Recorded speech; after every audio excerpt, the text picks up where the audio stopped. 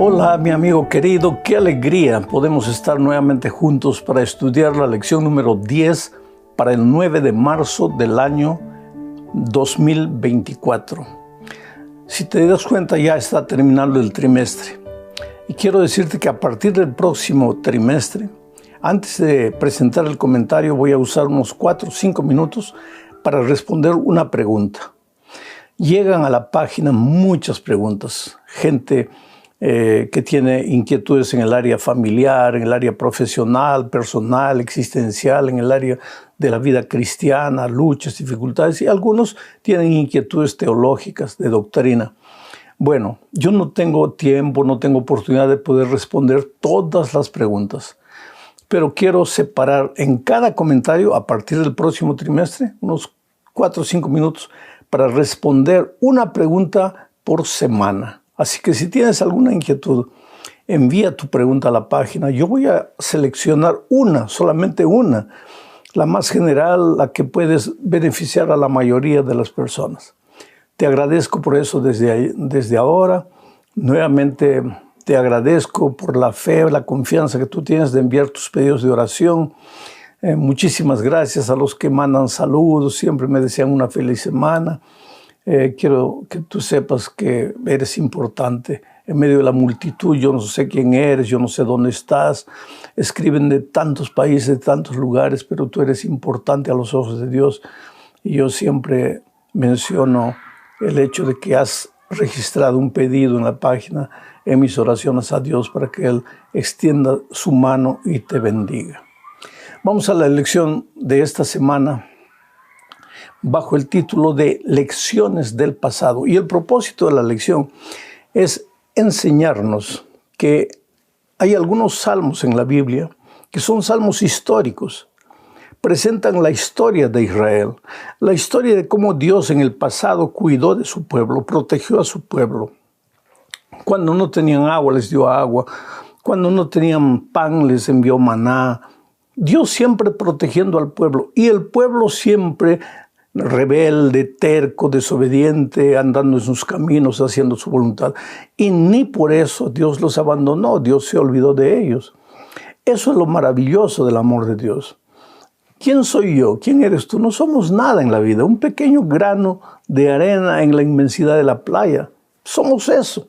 Entonces, cuando fallamos, cuando caemos, Dios podría decir, bueno, ¿qué me voy a preocupar tanto? Ya cayó, ya pues que se pierda. Tengo tantos millones y millones de personas para cuidar que no tengo que preocuparme por esta persona. Pero Dios no hace eso. Tú para Dios eres como si fueses la única persona que existiera en este mundo. Dios te ama, se preocupa por ti, conoce tu nombre, tu dirección, la casa donde vives, las luchas que tú enfrentas. Y en este salmo vamos a aprender una lección básica, cómo mirar al pasado y sacar lecciones del pasado para evitar cometer los mismos errores que cometimos en el pasado. El primer subtítulo de esta semana es Fidelidad de Dios a su pueblo infiel. Vamos a estudiar en realidad el Salmo 78. El Salmo 78 tiene 72 versículos. Es un salmo histórico, pero es un salmo histórico y didáctico. Inclusive al comienzo del salmo, si tú abres la Biblia vas a leer ahí, dice Masquil de Asaf. ¿Quién fue Asaf? Asaf es el autor del Salmo 73, un sacerdote, músico. ¿Y qué quiere decir masquil? Enseñanza de Asaf. O sea, este es un salmo didáctico. Tú lees en este salmo y aprendes lecciones de manera interesante. Hay 13 salmos, entre los 150, 13 que son masquiles, o sea, son salmos didácticos.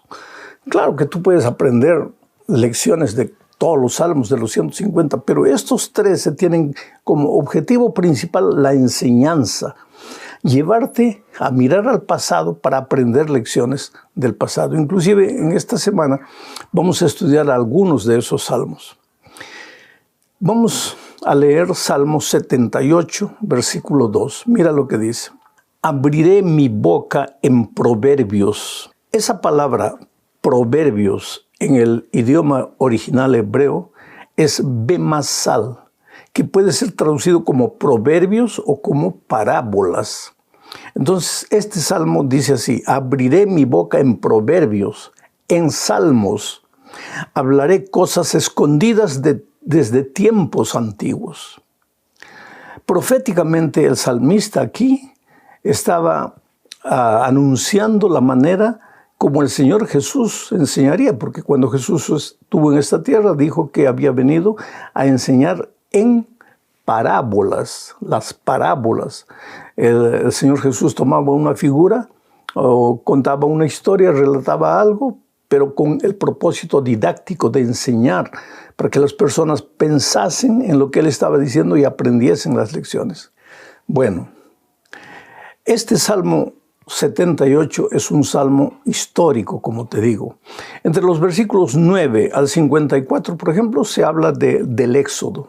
Se cuenta la historia del Éxodo, de cómo Dios libertó al pueblo de Israel de Egipto.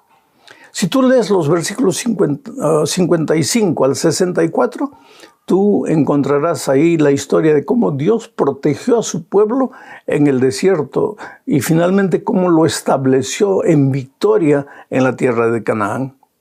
Y si tú lees de los versículos 65 al 72, verás ya la parte histórica de la época de David, cómo Dios cuidó de su pueblo en la época de David.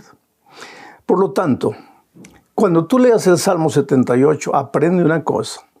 Ese salmo habla de cómo Dios cuidó, Dios protegió, Dios se preocupó por su pueblo, pero al mismo tiempo relata cómo el pueblo fue indiferente con Dios, cómo el pueblo fue desobediente con Dios. Y Dios no lo abandonó. El Dios de misericordia siempre les dio una segunda oportunidad. Ese es el Dios maravilloso que tú tienes. Por eso, querido, cuando la vida te golpea, cuando caes, por más que la culpa haya sido tuya, por más que tú hayas errado, sabiendo lo que estabas haciendo, pero ahora estás herido, caído, sangrando en el suelo, no te desesperes. Dios es el Dios no de la segunda oportunidad. Dios es el Dios de la tercera, la cuarta, la quinta, de la milésima oportunidad. Lo que más Dios quiere es salvarte.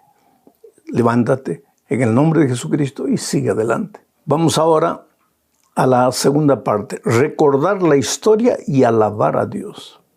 En esta oportunidad vamos a estudiar el Salmo 105.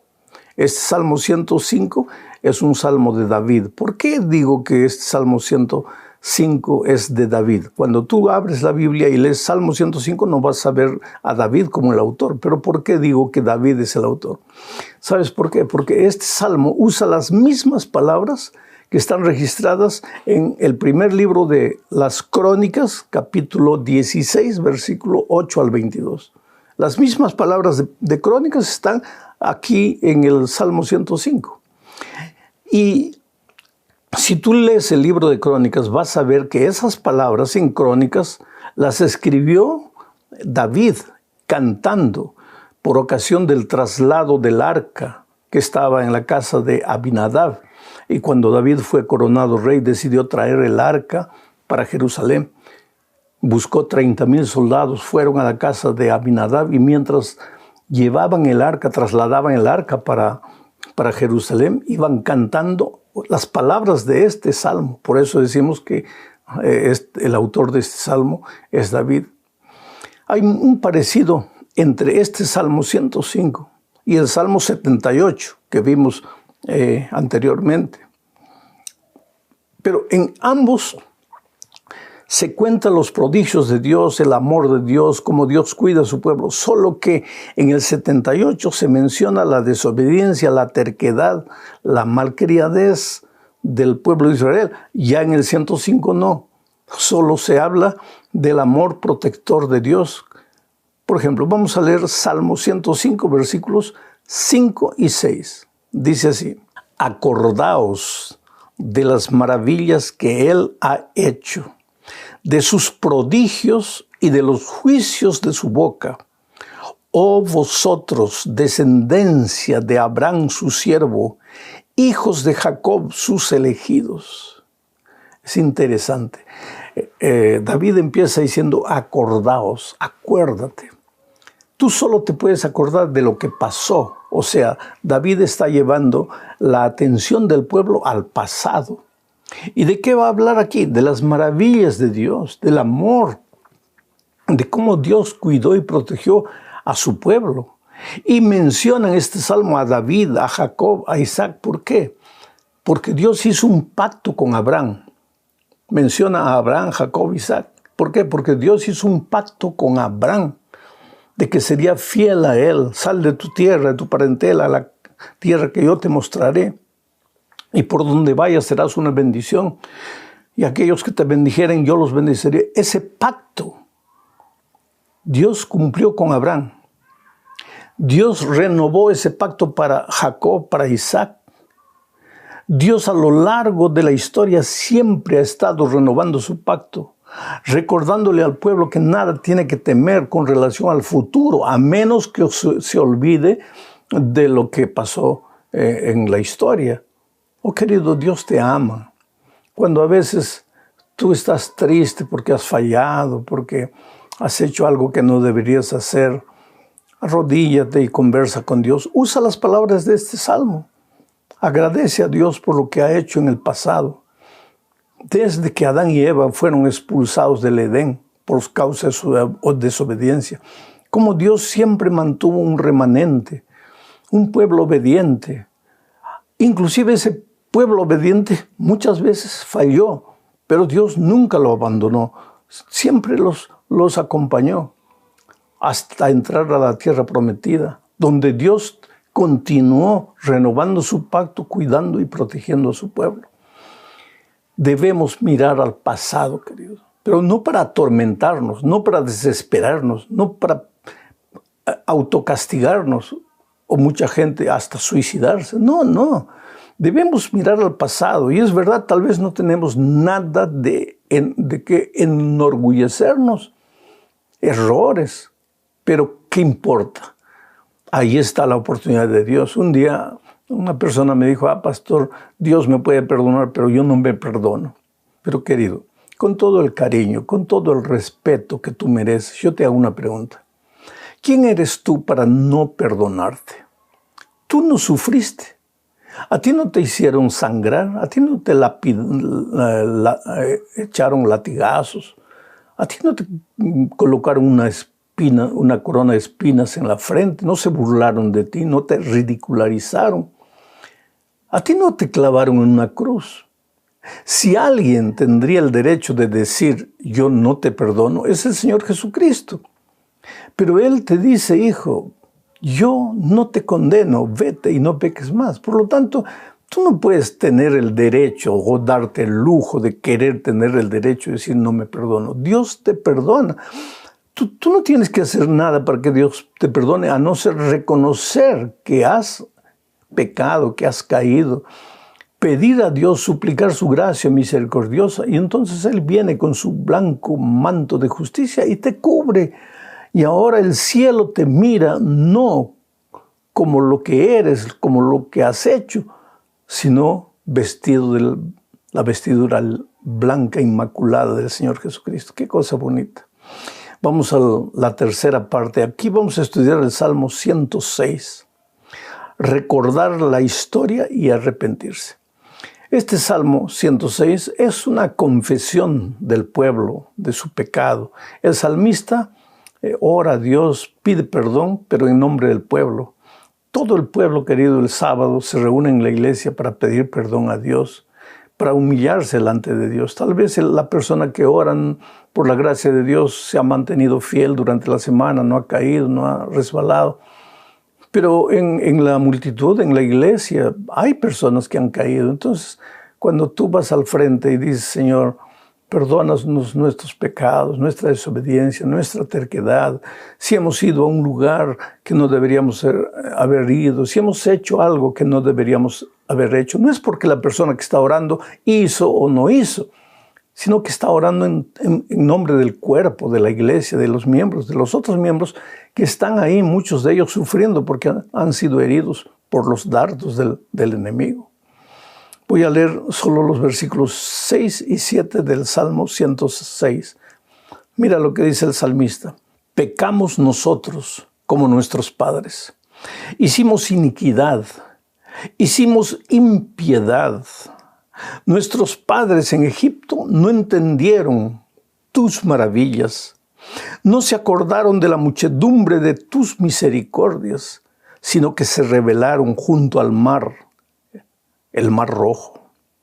Ahora, tú puedes hacerte una pregunta, pero ¿por qué aquí, en la época de los salmos ya, el pueblo o el salmista en nombre del pueblo está pidiéndole a Dios perdón, confesando sus pecados, pero no sus pecados de esta semana, sino los pecados de sus padres, sus abuelos, sus bisabuelos, aquella gente que salió de Egipto, que atravesó el Mar Rojo?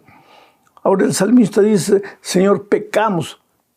Él no había estado en el grupo de los rebeldes que atravesaron el Mar Rojo y después se rebelaron contra Dios, pero él vuelve sus ojos al pasado y dice, Señor, pecamos. ¿Por qué?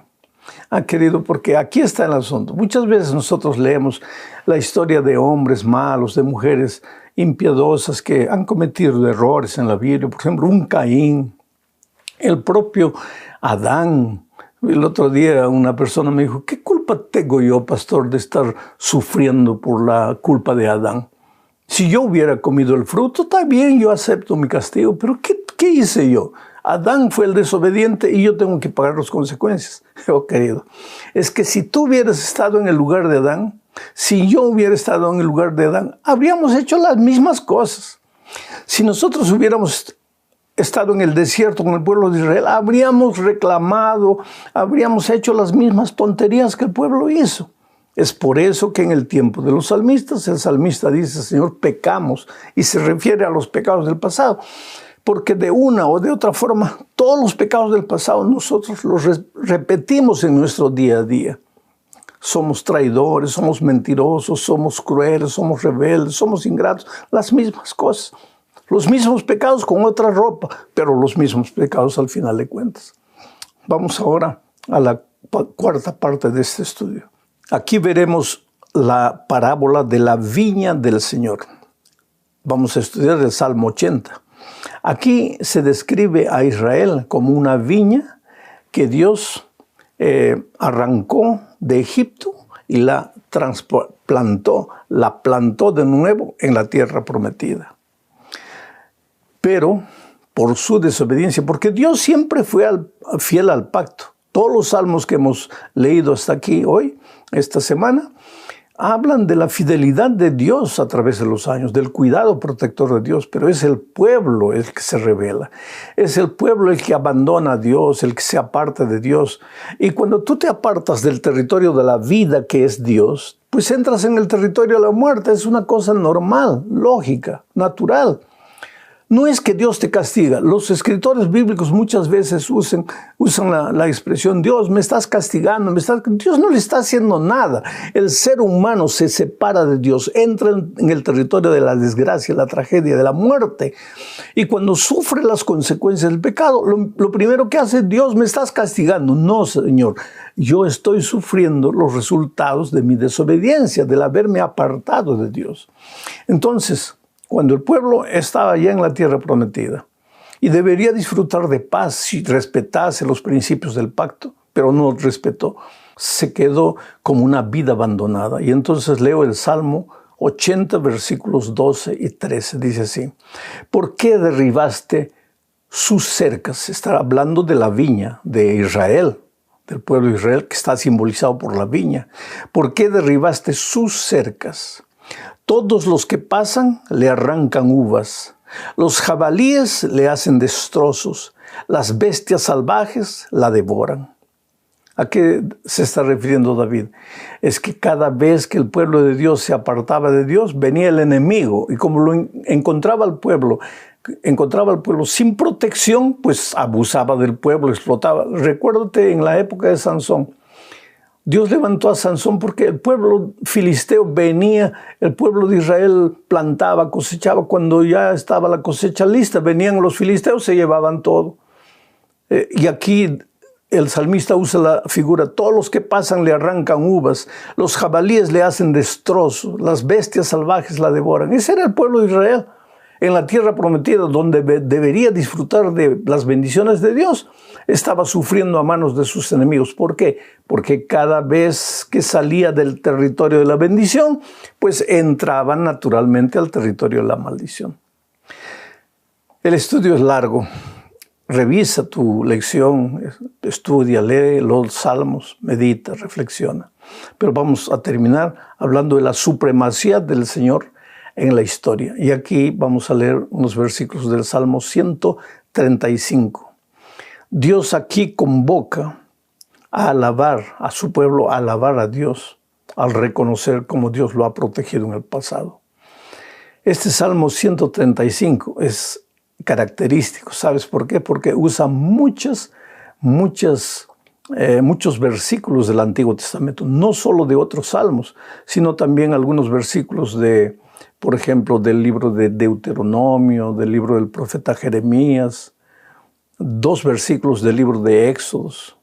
O sea, los escritores bíblicos miraban, eran lectores estudiosos del Torá que tenían, de los libros bíblicos que tenían, y usaban muchas veces eso para escribir sus salmos. Vamos a leer el Salmo 135, versículos 15 al 18. Dice así: los dioses de los paganos son de oro y plata, y están hechos por la mano del hombre. Tienen boca, pero no hablan. Tienen ojos, pero no ven. Orejas tienen, pero no oyen. Y en sus labios no hay aliento de vida. Iguales a ellos son quienes los fabrican y todos los que ponen su confianza en ellos. ¿De qué está hablando aquí el Salmo 135? Ahora, si Dios te protegió en el pasado, te cuidó, si te tomó de la mano como un niño, si te trajo, si te arrancó de la tierra de pecado de Egipto y te trasplantó para una tierra nueva, para una vida nueva, pues aprende a caminar con Dios, no te apartes de Él. Pero ¿qué pasa? El pueblo de Israel en la tierra prometida se contagia de la filosofía, de la religión de las naciones paganas y empieza a fabricar ídolos de madera que no oyen, que no ven. Y entonces el salmista dice: los que fabrican esos ídolos son como los propios ídolos, que no ven, no hablan, no hacen, no sirven para nada, no tienen sentido en la vida. Oh, querido, no te fabriques pequeños dioses. Hoy día muchas veces nos fabricamos dioses a través de filosofías existencialistas, buscando momentos de placer. El propio Internet hoy día puede transformarse en un pequeño Dios al que adoras sin darte cuenta. ¿Qué aprendemos? Mira el pasado, mira el dolor, mira las lágrimas de la gente del pasado. Y no digas: yo no haría la misma cosa. Lo harías porque lo haces, tú lo hacemos todos los días. Pero debemos mirar al pasado para evitar cometer hoy día los errores. Si ellos sufrieron, ¿para qué vamos a continuar sufriendo nosotros? Acepta el amor de Dios y acepta las lecciones que Dios quiere enseñarte. Que Dios te bendiga ricamente. Un abrazo.